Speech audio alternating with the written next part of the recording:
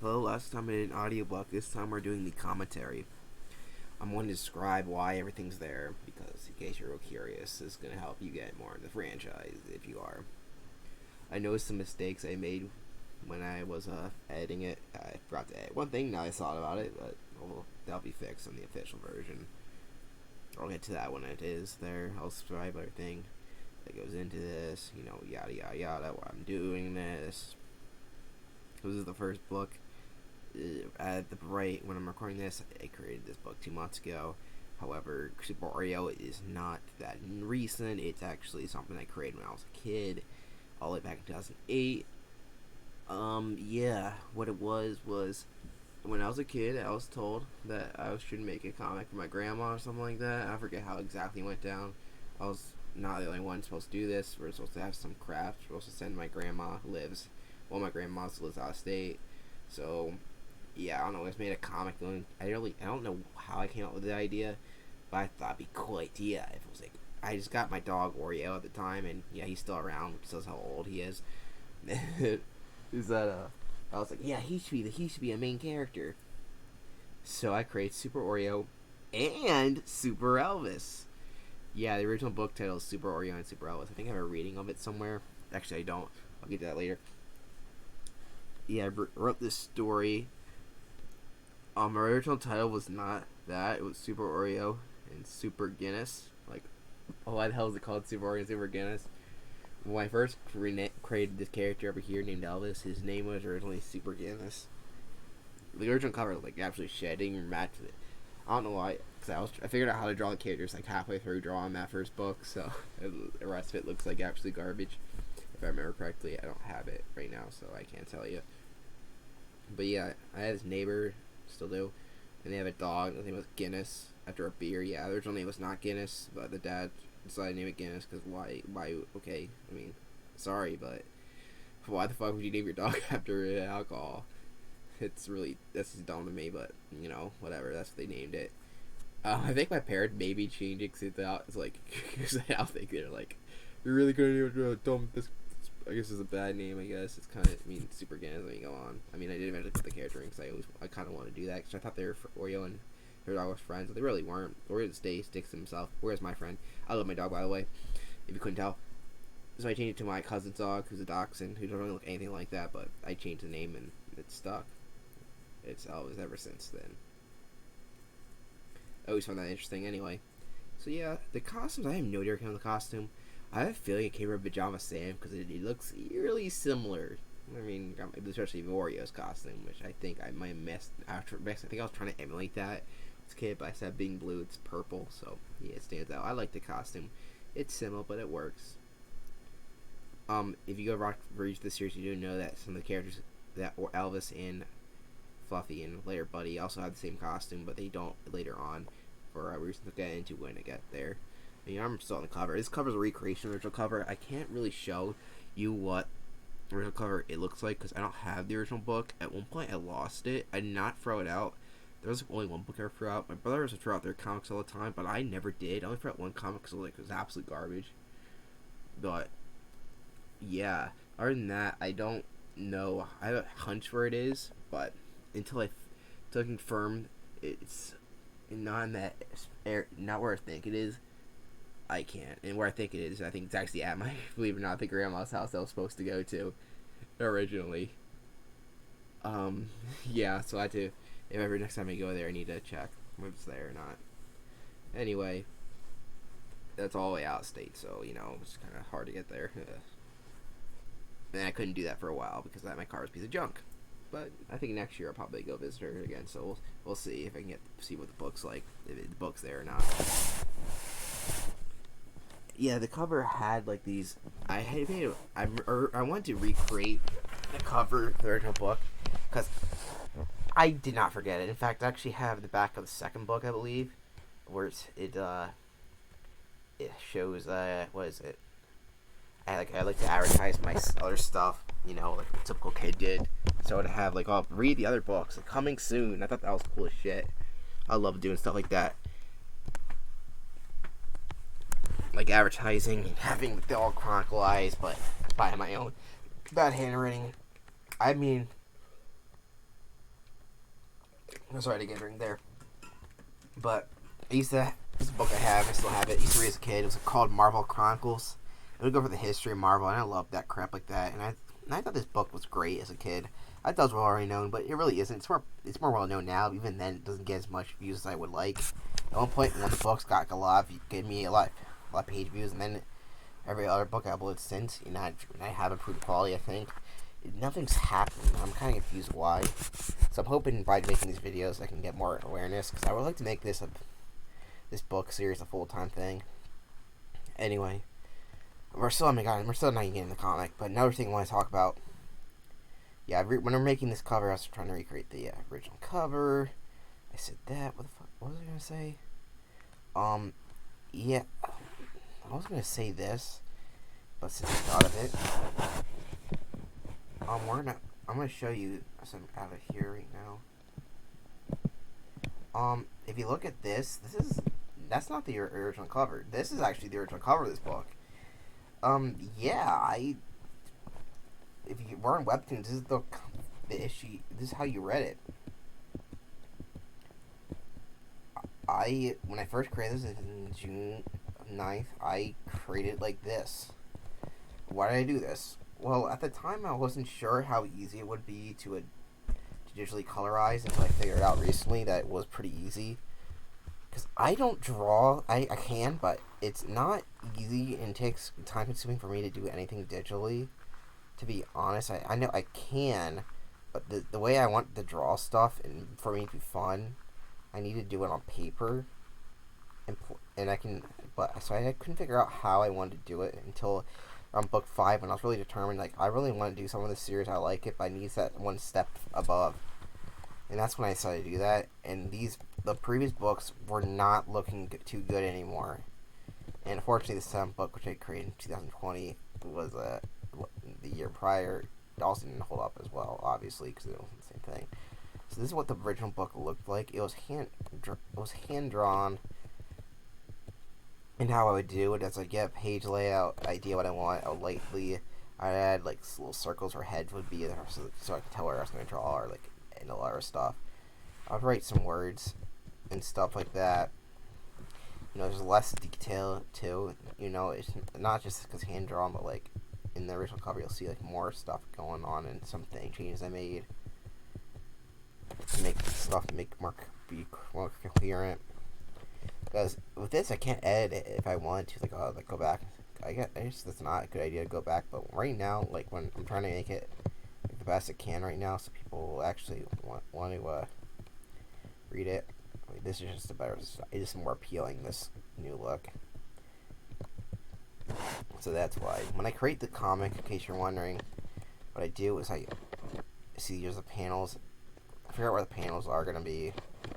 I have the story in my head. Usually think about what it's going to be. I'll write it down. The synopsis. So I'll figure it out. I do like to. Then I would write down. Then I would get some panels out with the ruler. Exactly. Once I figure out what I'm going to do.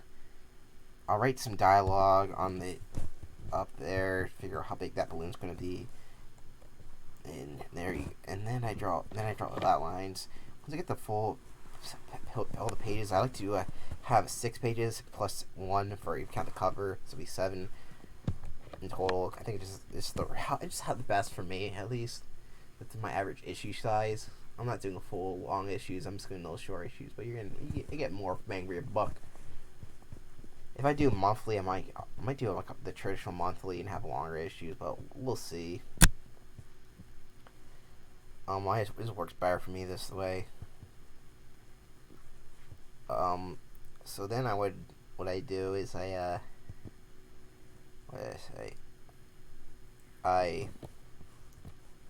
write them, then I draw like the actual like things. After I get like a rough outline, what they're gonna be. You can't basically draw, so I draw the outline, and then I draw any other element I need. Once I'm done, finish that.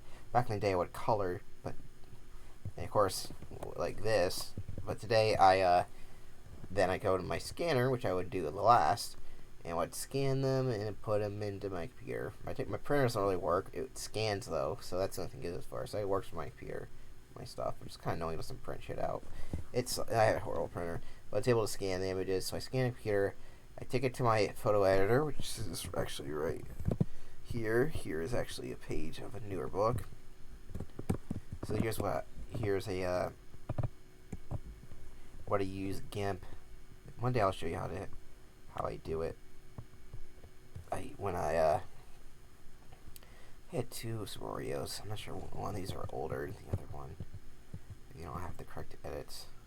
This one has right there. So yeah, that's from. I put it in there. I put filters on it so it gets rid of like a bunch of some dust I might have picked up, scan I picked up. It makes it just every outline is like solid black and no random other colors. You can see the fifth book looked kind of weird because I didn't know how to do it correctly at the time, but after that I fixed it. You notice these pages are actually kind of squished from the years because I did not I squashed down to fit the Webtoon thing, but now it doesn't seem to matter anymore. I just put it in, automatically resizes it, so I have better looking images now. Meaning that even the sixth book, which was already completely done, I had to redo that one too because of the fact that it's squished when I'm redoing the book. So I got to redo 3, 4, 5, 6, and 7 now. Well, it looks like I might not do 5 and 6 right away. But 3, 4, and 7 I need to do because they're not up to quality because of the hand drawn. Hand drawn does not look that good. I thought it'd be like a nice charming, but it doesn't really work. I did used to, of course, was erase the text and put in the things and any like blemishes that might appear, but that's about it. I still do that, but I have to get rid of every little blemish. There's a lot that comes on the scanner, which is kind of annoying. It takes quite a while getting rid of. That part is getting rid of anything. After doing the filters, a long part of it is getting rid of any crap I don't need. It's not as easy as I can color immediately once I'm doing the filters. I had to get rid of a lot of like weird blemishes and shit, like weird dots that would appear, bad pencil marks, a lot of bad pencil lines, and fixing any lines that don't connect. That part takes so long to do. It's actually quite annoying. I might have a fix for that. I don't know. I might just do it all entirely digital and get rid of that part so I don't have to worry. But I don't know. I have to see. I'm planning on doing something because right now the process takes a little too long. We'll have to wait and see. Anyway, what was I talking about? And that's pretty much it. The coloring part's pretty easy.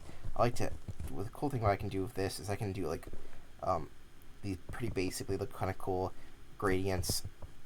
I like to do that. Yeah, that's about it. That's how I create a comic. In case you guys are wondering, I know that's kind of rambling on there. Let's get into this.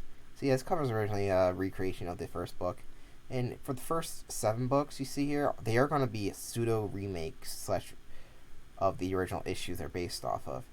So yeah, the original Super Oreo and Super Alice book, I don't have it exactly, so I can't read it off word for word. The basic synopsis, from what I can recall, I don't know. All I can remember is that Oreo and Elvis, they go in a room and they get zapped. I don't know if there's anything before that. I'm just going to tell you this for in the original book. I don't have the book, so I can't tell you exactly. I think they just come in, they get zapped by a machine that King Cat was having. They have powers. They fight catbots, I think. Frank and Tyler, I think, first, and they fight catbots, and there's a giant catbot. They revive Frank and Tyler, having fought the giant catbot. Somehow King Cat's wand, which doesn't have a diamond at the end, it's had like basically the other side of the wand is rather wand now is what original wand looked like, which is a ball in a rectangle. It's kind of shitty. Like having the giant catbot is like enough like a multiple panels was shrunk into the wand and fell and vanished. And there King Cat said, "I lost." That's all I can remember. And then Oreo and Elvis create costumes at the end, and then they go on to do other stuff. That's the first issue. Super Oreo and Super Elvis created when I was 8 years old in 2008. I actually created the second issue right there on the spot. I don't know how I did that because the issues took me. I remember taking them a while. They didn't want to take that long because I kind of half-assed them. But I did the first 2 in like one sitting. I was having a lot of fun, so in case you're wondering, the other ones took me a while to do. Because I had my problem was coming up with ideas, which is the easiest part I have nowadays. So yeah, that's your original cover. Had the stuff like Catbots, King Cat, and Frank and Tyler. I'm not sure I think the Catbots had a different name in the first book, but I don't know. That's the one thing I'm most curious about. They're kind of weird, like, oh, that's what they look like?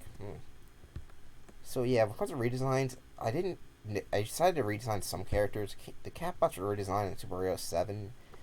2020 because I thought they didn't look good. Oreo, some of the earlier ones, he didn't have eyebrows a lot of times, but a lot of times I'll give him, even when he has the dot eyes, which I get rid of later on, which we'll get into that later. Not later, but when I get to later issues. But I gave him eyebrows because he make him more expressive. I got rid of the dot eyes later on because they weren't. I couldn't use them as expressive as characters who had more normal eyes. I think irises, I think they're called. I'm not an eye expert, so like King Cat here, I liked drawing him more early on, just to let you know, because he was more expressive than the other characters, mostly because I can do stuff with his eyes, which I couldn't. The dot eyes you could, but it was much harder work, and I'd rather have them more consistent, have the characters have the same eye shapes. I mean, it makes more sense to me. But King Cat, I had to have him that because he always had these big eyes. Even though our kids had eyes, he always had like an iris, I believe is what I call it, and pupil. He's a character I redesigned for this. I redesigned some characters slightly, but Oreo and Elvis have the same design. There's the difference, as you can see with Elvis, is dog mouth. None of the other characters, they have it. They're dogs. But aside that, when they become more anthropomorphized, they don't, because I can express more with them. I mean, it's cute, but it's not a. I feel like I can do more about it. I like this cover a lot. It's on top of the King Cat's base, which we'll see later. It's at night. That'd be cool. I mean, there's nothing that tells you that's at night in the actual comics. So you just have, I think it's a cool cover. And I have the original characters at the bottom. Like here's the art characters that was in the original book. I remember that part of this. So that's what's here. I think we did everything about this cover. Finally get into the actual book. Here's my original logo, which I kept. It's kind of, I couldn't get rid of it. It's kind of stupid.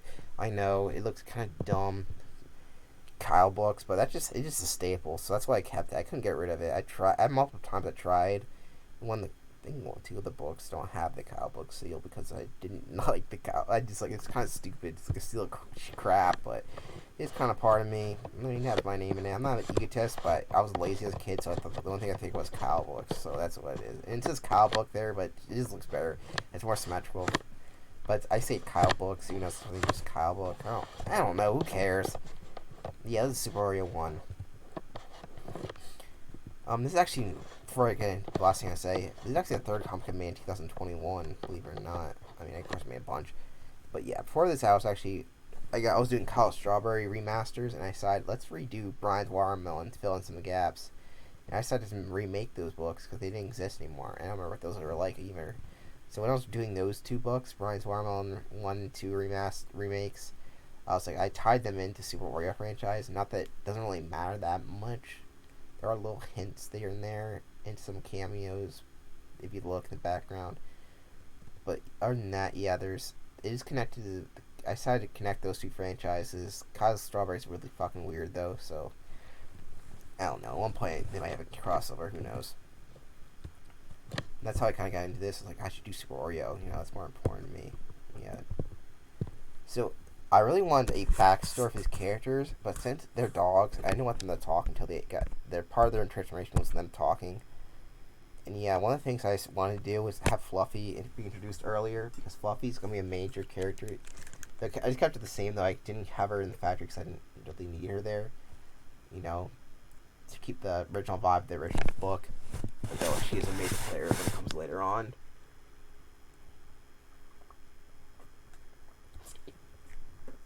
Yeah, this was originally making the original book. Something I always wanted to do, even when I was young. I tried to redo it, and it's actually based off one of those retellings, especially the King Cat backstory that I always wanted to put in one of these books. Because King Cat didn't have a backstory ever; he was just some cat, and I wanted to explain why he was a half robot, but I never did in this book. So that's one of the coolest things I get to do, because I like King Cat a lot, especially. The original book series, he's crap. On this he's actually one of my favorite characters. Just to let you know, in case you're wondering who my favorite character is, King Cat, he might be. I think Super Oreo is my favorite, just because he's based on my dog. I put some personality traits I have into him. Not exactly, but you gotta put some of yourself into your book. I don't like OC stuff, but I put some of my stuff. You gotta put a little bit. That's the difference. He's a lot different from me. But I can put a little bit of me in him, I put a lot of me in all these characters, to be honest. I mean, almost these characters are written by me. You gotta play there's a way to write a character, have stuff be written, be inspired by your life. You know, it's not really inspired by my life. There's elements there, some of my emotionals. I try to put like some emotions I feel into my book. See, I'm kind of, kind of like that. Feelings of loneliness, feelings of excitement that you can get, stuff like that. I feel like is important. There's a way you can write characters that can get you not write your character. And I'm trying to have my characters be more balanced when I try to write. Though of course following the original one of the things I like to do is have the characters be in conflict. We will get to when we get to 4, we'll see more of that. But that's some character stuff I like to do. But we're still talking about this stuff. I can honestly talk about this stuff for hours, to be honest, which I kind of am. So yeah, a part I wanted to do is that, I thought it'd be a good tragic backstory if Oreo and Fluffy, since they are related. Not really. They're had the same owner. That's why they're brother and sister. Their hamster and dogs are obviously not related. But I thought it'd be a good thing to show that they were abandoned. I know no one really abandons a hamster, but yay. But yeah, Fluffy was based off a hamster I had as a kid. She first appeared in the second book, but I felt it made sense to bring her in the first book. I mean, I think I already explained that, but yeah, she lived for 2 years, I think. I don't even remember. She died pretty early on, though. I think right after Oreo, and she was kind of a mean hamster. She would just bite you, pretty much, and just chew on the bars all day long. I don't know what to say. She had a purple hamster ball, which comes into her powers later on, which was something in the second book gets to, because she doesn't really show off that much. So yeah, I have this van that drops him off and leaves. I'll leave it mysterious. I'm going to go delve into his past, or even Fluffy's past more when I later on, whenever I get the chance. I have ideas for it, but it's not immediate. It's like letting you know that he is Oreo and Fluffy are tragic characters. They're kind of jaded by this.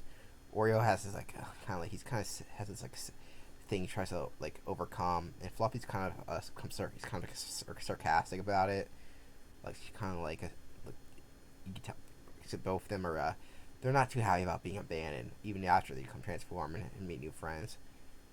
They both kind of personalities kind of represent people who are kind of dealing with the fact that they're abandoned at one point, and they aren't as happy with themselves as they let on because the fact they have abandonment issues now.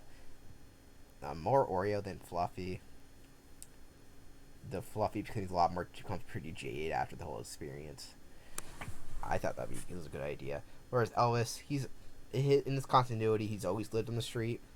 Pretty much, he's a street dog basically. So while I wrote him, so he doesn't know what it's like to be living luxury. So he thinks just living in the streets is just good. He takes every day pretty. He's the happiest character. He's a pretty fun character. I think he's probably a fan favorite. He's not my favorite, but I guess him being he's my girlfriend's favorite. So yeah, the street's not much to say here. Other than that, I'm just trying to describe the characters here. I thought it was a good introduction. You basically get what you need. I decided not to do a dialogue because I thought it'd be cool. Because how their first page not have any dialogue, so they're not supposed to talk. So they just walk. You can get what it is from the pictures, but I did narrate it just in case anyone wouldn't miss it. You all know. I got rid of some sound effects here because it wasn't really necessary. It was like a rustle, bang. I mean, if you want, you can hear. I can hear it without seeing it. It wasn't just necessary to keep it. That's why I didn't put it in. There's a lot of sniffing there, but that wasn't necessary. Some were shocked at the dogs in the trash can. You can tear that anyway.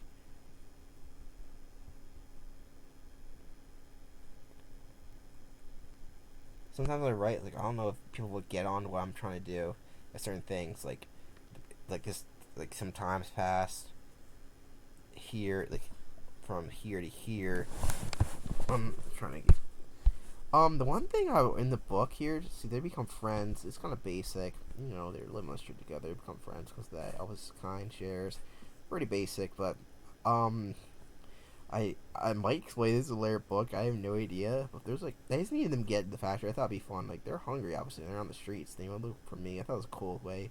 But then when I was reading this, you probably noticed they never. Because I go into you get into the rest of the part. At least I do. That you don't realize they don't explain what the smoke is and what it's burning from. It could be from anything in the factory, to be honest. That's why it probably doesn't matter. It's just some smells coming there. And here's the outside. Here's the building. It's a cool black thing you got. Black outlines, like shadows going on. They go in. Yeah, there's like no smoke. They just come in. They're like, oh, the smoke's gone. They smelled something. Like, oh, it could be this experiment that smelled like chicken or something. Who knows? That's what I get out of that. In case you're wondering. If you think it's a plot hole, then I'll make sure. I mean, I might put a random thing in there to explain what the hell that was about, but it's not that important. Now the more I think about it, it's just like they just come in here. Yeah, think about that. Is that important? Sometimes it's like, oh, I probably should explain this in the next issue. But if it's like something like that, then I was like, it's not necessary. So here's the lab. The lab is something I remember from especially this machinery. I created I don't know, I think I threw it out, but that kind of sucks. I made my own Lego like instruction manual of a Super Oreo set of this machinery that zaps him. I thought it was so cool, but yeah, it doesn't exist anymore.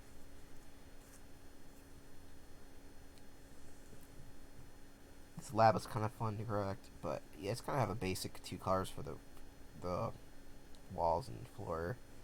Um, Creating stuff, it kind of makes stuff noisy, so I like to have establishing shots and then have the basic wall colors and floor colors in the background. Unless it's an open shot and I need more in the background, I usually just don't put as much detail because it distracts a little too much, and also would take a lot more time for something that isn't necessary. I'd have to get these more books out in time. If the writing could be the same, and they're adding some random background detail, especially if it's going to just clutter panels, it's not necessary. So I have King Cat come in, and he's introducing an element that's going to come in later, the light diamond. It's something I created to explain some plot holes in this cow's strawberry universe. I thought it'd be cool to tie it into Super Oreo.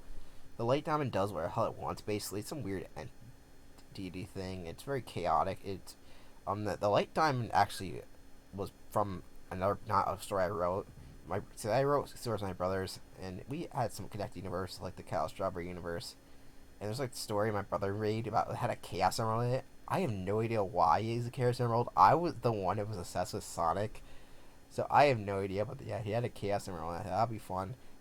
I tied that into like this some mystical thing called the Light Diamond. Yeah, there's some elements to it. I still haven't explained it fully. All I know is this is very chaotic element. At one point it talks in Brian's Warm on one, so it's definitely a character, but I don't know if I count that anymore. King Cat found it after searching for it. It wasn't too hard for him to find it, but he somehow captured it and put it on his wand, which controls it, basically. It is an entity, but but we don't really know how or what it is. It's not really meant to be explained. It's kind of like this thing that can be controlled. I do explain it, but right here it doesn't really matter what it is. The one important thing is we get introduced to King Cat. Before we see him, we see a little bit of his catbots who are listening to him as he explains his plan. Now, King Cat, he likes some monologues. He's a villain, you know. You caught me monologuing! But a lot of times, his creations are kind of dumb, so he needs to explain the plan to them a lot, because he always forgets to program it into them. So here's a slab, and here's something I wanted to do, because I decided to make freaking Tyler the same character as Tyler the stick figure. He was a stick figure, so I didn't really want to showcase a stick person in this universe, because it just feels like it would clash a little too much. I read the stick figures entirely in Bride's Warm on too, because I did not like drawing stick figures. That was not my thing. That was my brother's thing. He didn't know how to draw people, so he drew stick figures. So I kept the same thing for the Kyle Strawberry universe. I didn't like that. That's what I'm doing Super Oreo. But that's supposed to be a stick figure right here. Yeah, King Cat gets a redesign here. Originally I wasn't planning on his hat back, but right now it's like he just doesn't have it on. He's not trying to world dominate. I'm not sure if he is world dominate. He's just trying to take care of the humans he hates. King Cat's big change here. Big change is his eyes. He now always has evil eyes, kind of, which wasn't supposed to be the case. During redesigns, I was deciding what his eyes might look like, but I just went on these eyes just seem to work for him better than being downward. The other characters have their eyes flipped. Biggest change with King Cat makes him look way more menacing. Is not he's not goofy like staring at you eyes all the time. Round eyes. Round eyes don't always work. Like perfect circle eyes with pupils don't work at all really. In case you're wondering, but these eyes work much better because now I gave his first half robot side now.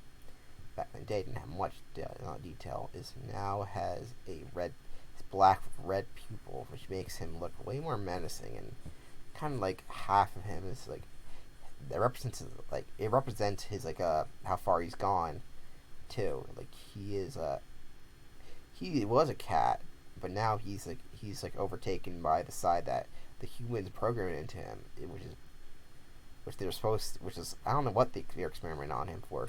They just did, but where that half is, that half's his bad side pretty much.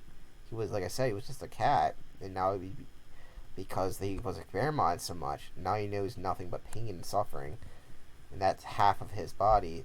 The more menacing looking one is what represents that, and that's why I kind of like his character. His design originally, he was based as a kid. I'm not sure exactly true, but I'm pretty sure it was. He was based off Garfield, King Dedede, and Dr. Eggman. What makes sense? Dr. Eggman is from Sonic, and I love Sonic, and there's some elements in Super Oreo that are reminiscent of Sonic. For obvious reasons, because I love Sonic the franchise. King Dedede, I just got Kirby Sweet Spot at the time. I love that game. King Dedede, I thought he was funny. He's a funny penguin guy. Basically, he's a king. He has that costume. I thought villains were kings. I am an American, so I'm a big fan of royalty. To be honest, I like to work for royalty. I'm just joking, messing around. So I guess, and like the only I thought dogs were aroused with cats, and I liked Garfield. Garfield's an orange cat, so yeah, he's orange because of Garfield. He's not based off Garfield. He's orange because I like Garfield. Garfield's an orange cat. You know, somebody didn't Puss in Boots. This is another cat character I liked. I liked orange cat characters when I was a kid. I don't know why. I really Puss in Boots a lot though. Like Garfield, I still like Garfield. It's not my favorite character. He's okay now, but I loved him when I was a kid. So that's what King Cat's based off, in case you're wondering. His design elements. It's more like concepts because he's his own character. Different backstory in those characters. He shares a lot of personality elements of Dr. Man, like creating robots and shit like that. In case you're wondering.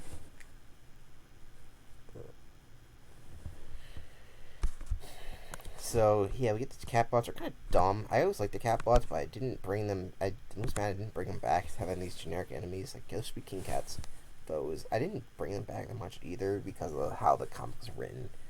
I had written more. They haven't been around. The catbots have been around a while. And since books I was reading that book, like a lot of problem is these books, the 1 through 6, is that I had already written the 7th book before that because I plan on doing like continuing the Super Oreo series from the original books I had created, but I thought that was a bad idea and just continued and started to reboot it because I felt like if I wanted to do the series right, I had to do it from scratch and based off the original books and make it new with better writing because the original books did not hold up. It'd be cool to follow that, but it's something you just couldn't do, especially if it's a new franchise. I mean, it'd be fun to recontextualize all that stuff, but it just wouldn't work, if you know what I mean.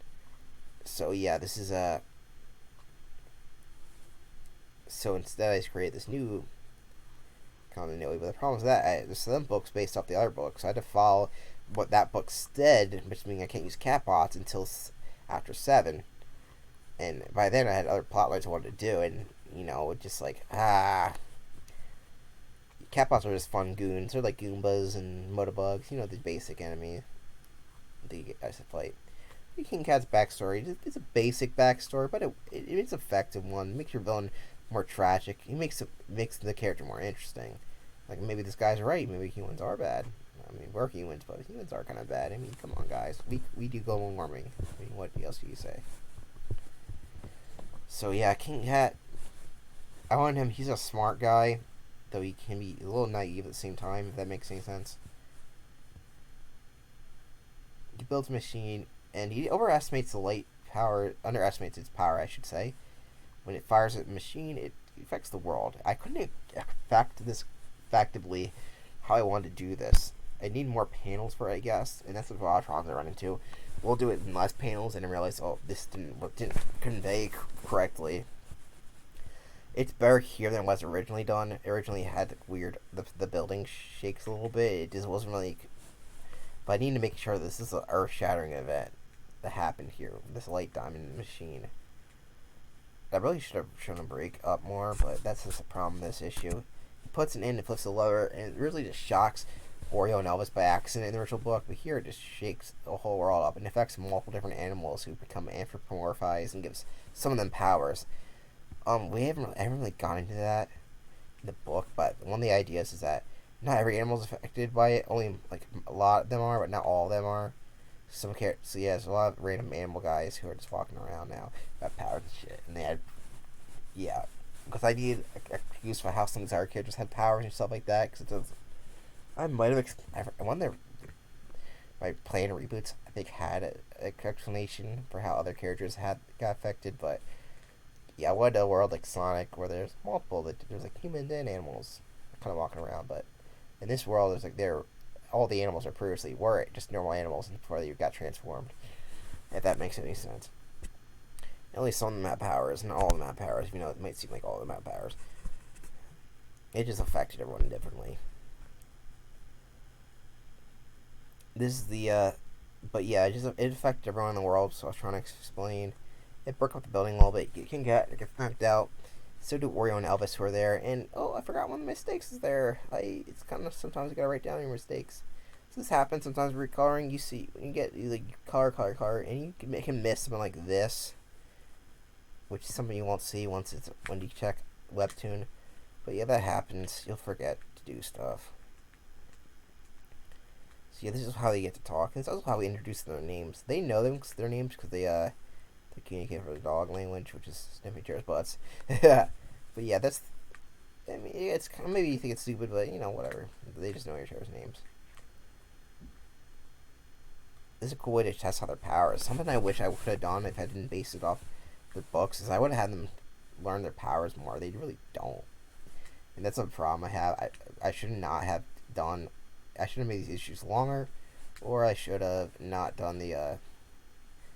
I should not have each issue based off the older issues, because they kind of make stuff messy. It's not too bad, but I really would. It's one thing I would wish I'd done when doing this series. They kind of just figure out the powers pretty easily, but then again, maybe they just figured it out easily. Who knows?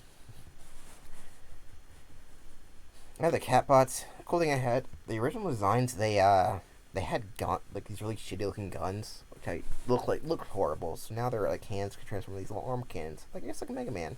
Not that I was subconsciously might have done that, but it's not directly based off that. Just not basic arm cannon. There's like arm cannons. They shoot little blue bullets. I don't know why it's blue. Just whatever color fit. Yeah, Elvis stretching. Elvis stretchy power did not come into a thing until book Endeavor. Yeah, books.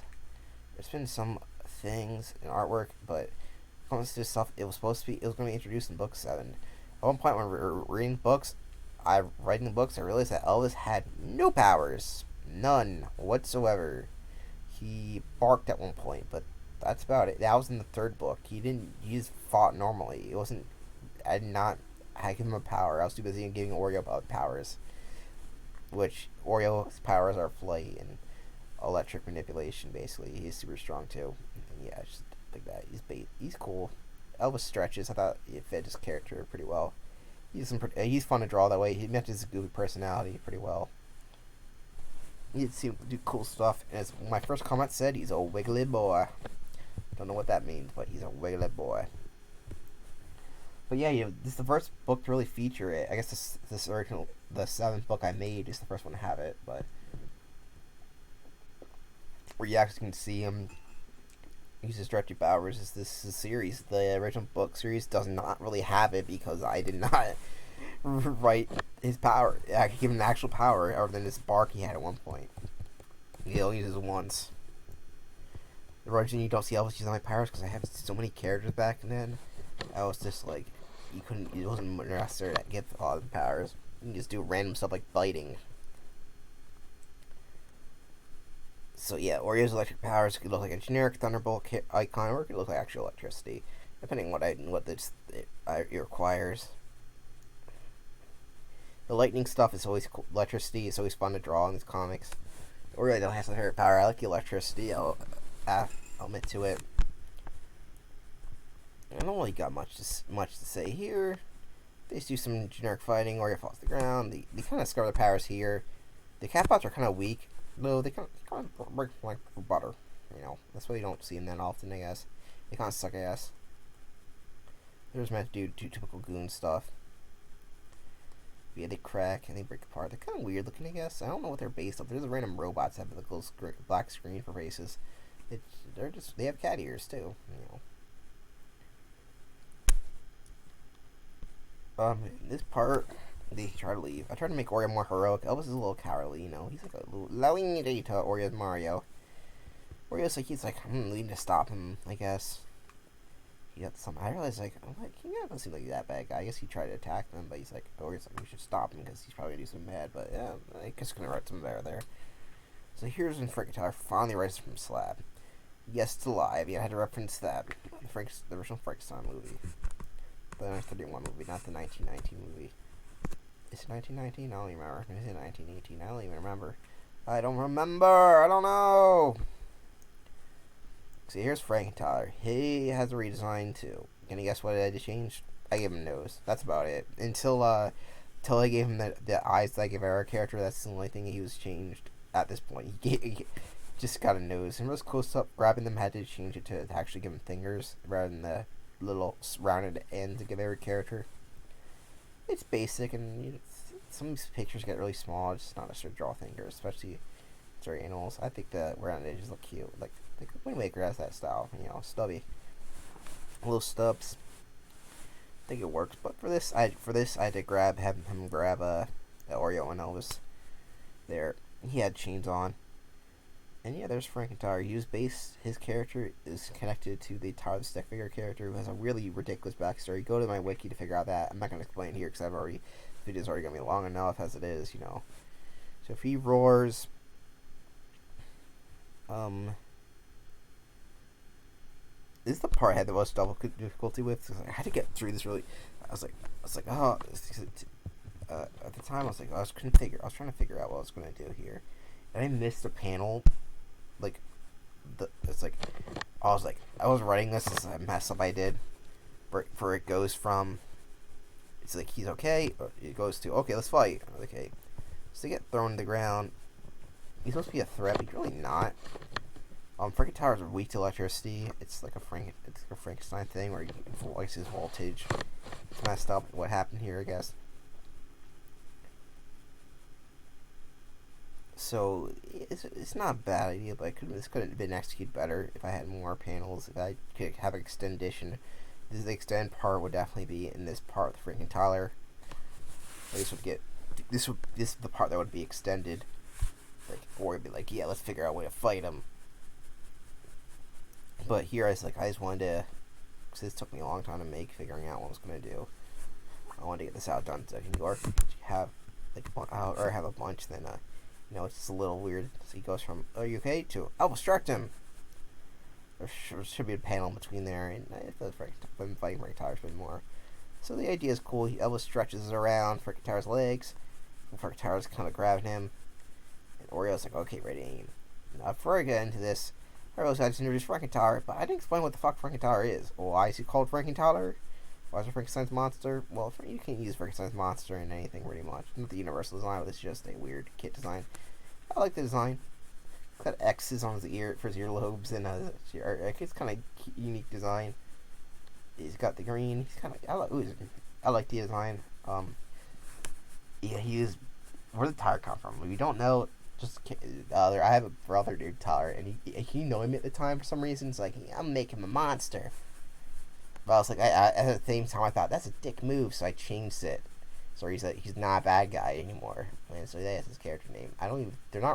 When I think of the character, I don't think at all of my brother at all. Not even when I was writing him, just some generic monster guy. Having said that, I decided to make him make him the same character as the Tyler the Stick Figure, which was based on him. Or my brother did. You know what I mean. I guess. Snapchat. but that's okay. Hey, do do do do.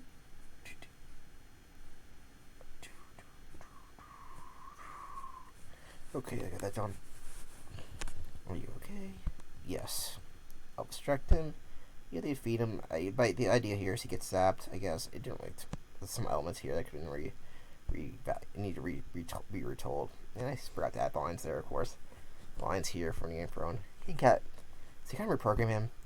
Basically, what happens there, his mind gets reprogrammed once he gets shocked. Whereas the voice of reason telling him not to do it. It's kind of rushed there, but who knows? He's kind of in. Once he got zapped, he kind of got his mind changed. His mind was changed differently. He wasn't the same character as he was when he was like a stick figure. Now he got re-zapped. He was a monster. He's like, hey, you don't have to be a monster. You don't know what he thinks. He's kind of a dumb character, to be honest. So he starts out kind of confused. So you just listen to whatever they say.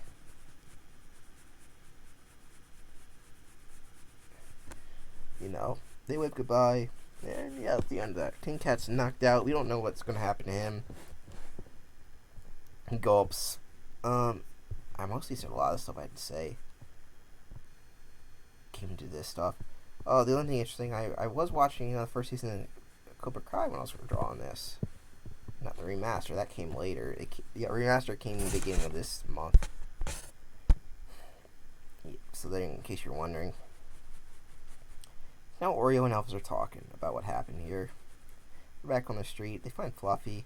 I was like, how am I going to resign this? Did you play in their costume? Because I decided that I didn't like the fact they were naked to like the original book. Like they had to change their costume. Like, these guys probably just would wear their costumes all the time. Why not? So yes, I made fun of the costume looks like PJs here. Like, of course they have their this face is very similar to one that happened in the original book. So yeah, Fluffy has her, and each character had a symbol. One thing character design changed around here for all the characters is they don't have initials here because they looked a little cheesy. So originally Fluffy would have an SF, this purple hamster ball on her cape. Oreos would have a SL on his lightning bolt. That never looked good. Didn't look good at all. I got rid of that. As well as Elvis, he had an SE on his thing. So there you go. So I just have a generic giraffe here. I don't know why it has a thing representing the animal change thing. There's not much to say here, but yeah, I've made to make a thing like this is a big change. We can see what happens here. Have that plot line affect the second book, which that ties in nicely. So yeah, that's a Super Oreo number 11. No, number 11. What the hell am I talking about? Number 1. I decided to end it. I didn't have a to be continued, which I probably should to make it more clear that it's an ending. But here we got something that we got this nice ending where we get like a foreshadowing that King Cat he's gonna out to he's not done yet, and he's gonna use the new thing to his advantage. But he really hasn't, other than the 5th book, I think. I don't know.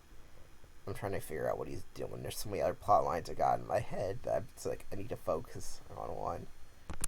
So that's Super Oreo number 1 analyzed. You can see once I got done talking about the first pages, I don't have much to say. I do have a nice gradient here that creates this nice glow around these characters. This is probably a pretty cool moment when they get their costumes on. I like to have like one big thing at the very end page, usually. So yeah, they get their powers. Fluffy's design change she has from the original book. She has eyelashes now. That's about it. Well, she gets more change when issue 9 comes around.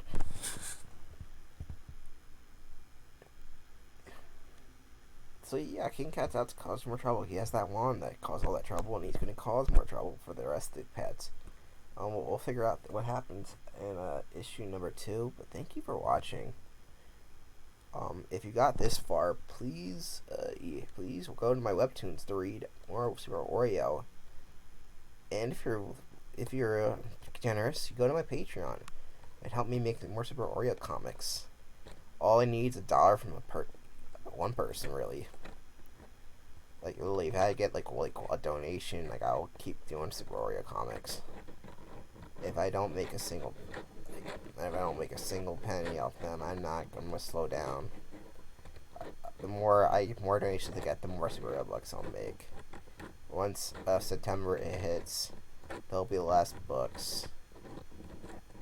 Though I will continue to make them if I see that people are really want them. They're really interested in. I hope making a long analytic video of it will help people want to go out and actually look into it and read it themselves. Because I'm passionate about this stuff and I got a lot to say.